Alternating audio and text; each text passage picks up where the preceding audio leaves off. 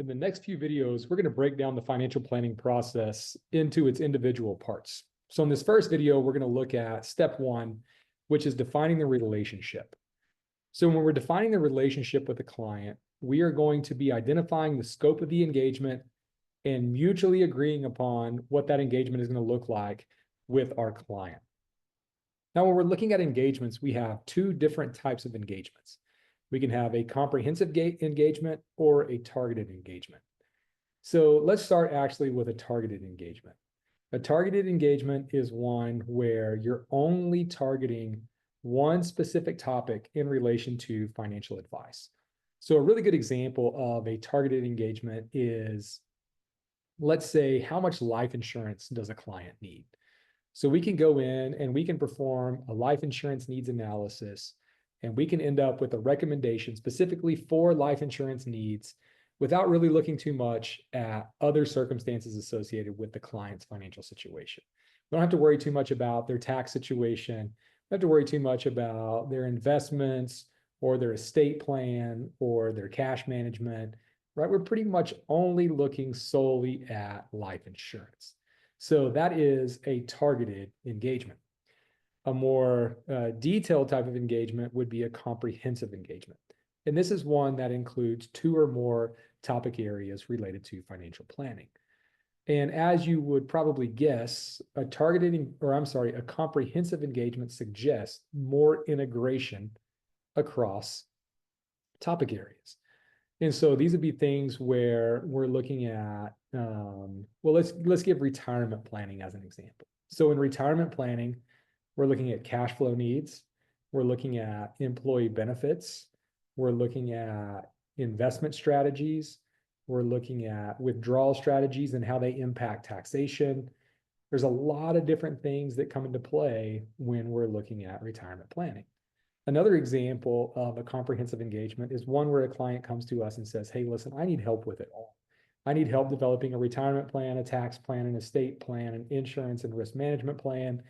And we say, okay, we're going to take this client on and we're going to help them on a more comprehensive basis. But understanding really what we're going to be looking at is really important on the front side of the relationship.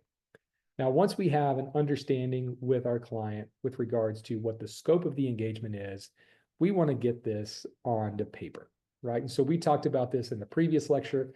The most common way of doing this is with the letter of engagement, right? And the letter of engagement is just a legal agreement between a professional organization and a client that defines their business relationship. And it defines it by including specific topic areas so that there's clarity between the two parties that are engaged in the contract. Okay, and so you see some of those areas listed here, right? Parties involved, services to be provided, duration of the agreement, and a few other things. It also provides definitions of how the agreement can be terminated.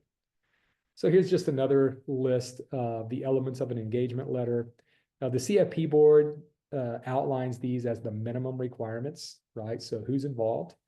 What is the scope of the work? So we're providing a targeted or comprehensive engagement. And if it's a comprehensive engagement, what all are we addressing in relation to the client's goals, what the time horizon for the relationship is, what the cost, and then the obligations and responsibilities of each party.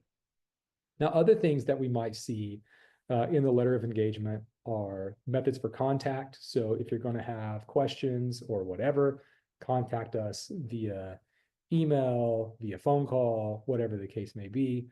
It may also outline conflicts of interest.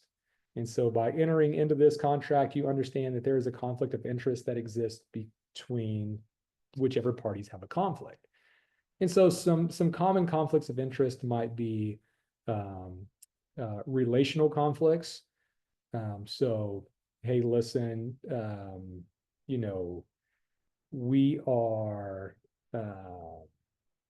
we have clients that are potentially competitors of yours in your business world. Okay, so that's a conflict of interest. Vendor conflicts of interest. So it is. We get a break on pricing if we recommend certain mutual funds through a given vendor, right? That's a conflict of interest. And if that's something that's going to be part of the relationship, then the client needs to understand that that conflict exists. Okay. So again, the engagement letter is really good at defining the relationship and the circumstances surrounding the relationship between the planner and the client, and is an integral part of defining the relationship. So in the next video, we're going to look at step 2, which is understanding the client's financial circumstances, and I'll be to you soon with that.